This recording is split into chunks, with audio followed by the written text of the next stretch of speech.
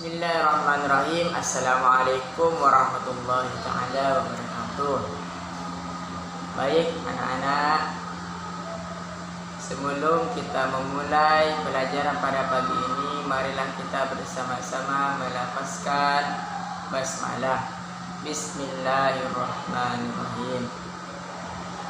Bapak akan bercerita atau menjelaskan kisah sahabat Rasulullah SAW, yaitu Sayyidina Ali bin Abi Thalib. Sayyidina Ali bin Abi Thalib adalah khalifah pertama dari kalangan Bani Hashim. Ayahnya yang bernama Abu Thalib bin Abdul Muttalib bin Abdul Manaf dan ibunya yang bernama Fatimah binti As'ad binti Hashim bin Abdul Manaf. Sayyidina Ali dilahirkan di dalam Ka'bah dan mempunyai nama kecil yaitu Haidarah. Untuk meringankan beban Abu Thalib yang mempunyai banyak anak, Rasulullah SAW merawat Sayyidina Ali. Selanjutnya, ketika Sayyidina Ali bersama Rasulullah atau tinggal di rumah Rasulullah SAW dan mendapatkan pengajaran langsung dari beliau, Sayyidina Ali baru menginjak usia 10 tahun ketika Rasulullah SAW menerima wahyu yang pertama. Sejak kecil Sayyidina Ali telah menunjukkan pemikirannya yang kritis dan berniat, kesederhanaan, kerendah hatian, ketenangan, dan kecerdasannya yang bersumber langsung dari Al-Quran dan wawasan yang luas. Semuanya menempati posisi istimewa, sehingga di samping Rasulullah SAW, Sayyidina Ali mempunyai posisi yang paling istimewa. Kedekatan Sayyidina Ali dengan keluarga Rasulullah SAW kian erat ketika Sayyidina Ali menikahi Fatimah, anak perempuan Rasulullah yang paling bungsu. Dari segi agama, Sayyidina Ali bin Abi Thalib adalah seorang ahli agama dan faqih. Di samping ahli sastra,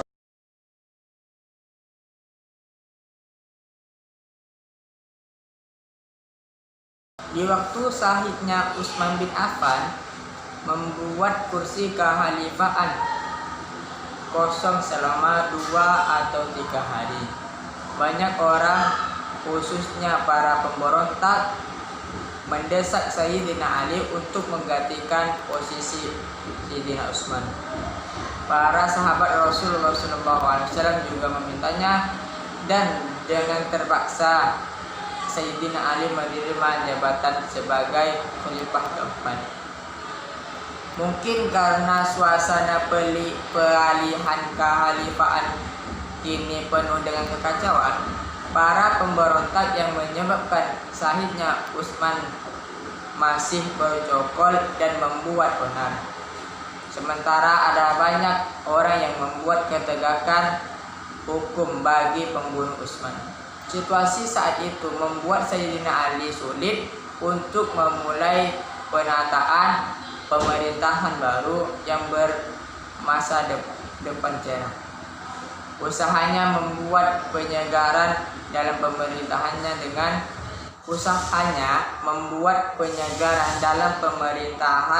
dengan memberhentikan seluruh gubernur yang pernah diangkat Utsman, malah memicu konflik dengan Muawiyah. Di sisi lain, muncul konflik antara Sayyidina Ali dan beberapa orang sahabat yang dikomandani oleh Aisyah, Ummul Mukmin.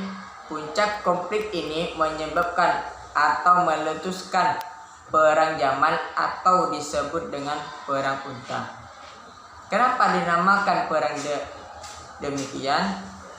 Karena pada waktu itu Aisyah mengendarai unta, Talqah dan Ubaidillah dan Zubair bin Awam yang berada di pihak Aisyah gugur, sedangkan Aisyah tertawan oleh Sayyidina Ali. Pertentangan politik antara Ali dan Muawiyah mengakibatkan pecahnya perang Siffin pada 37 Hijriah. Pasukan Ali yang berjumlah sekitar 95.000 orang melawan 85.000 orang pasukan Muawiyah. Ketika peperangan hampir berakhir, pasukan Sayyidina Ali berhasil mendesak pasukan Muawiyah. Namun sebelum peperangan dimenangkan, muncul Amir bin Ash mengangkat mushaf Al-Quran dengan menyatakan damai. Dengan terpaksa, Sayyidina Ali memerintahkan pasukannya untuk menghentikan peperangan dan terjadilah gencatan senjata. Akibat kebijakan Ali tersebut, pasukan pecah menjadi 3 bagian. Yang pertama, kelompok Syiah dengan segala risiko dan pemahaman dengan tetap mendukungnya. Yang kedua, kelompok Murji'ah yang menyatakan pengunduran diri. Dan yang ketiga, kelompok Khawarij yang memisahkan diri serta menyatakan tidak senang dengan tindakan Sayyidina Ali. Kelompok ketiga tersebut yang akhirnya memberontak dan menyatakan ketidaksetujuan mereka terhadap Sayyidina Ali sebagai khalifah, Muawiyah sebagai penguasa Suriah dan Amir bin Ash sebagai penguasa Mesir. Mereka bersama-sama dan berencana untuk membunuh ketiga pemimpin itu. Untuk mewujudkan rencana tersebut, mereka menyusun strategi untuk membunuh Abdurrahman bin Muljam, untuk membunuh Ali bin Abi Thalib di Kufah. Amr bin Bakar bertugas untuk membunuh Amr bin Ash di Mesir, dan Hujjaj bin Abdullah ditugaskan untuk membunuh Muawiyah di Damaskus.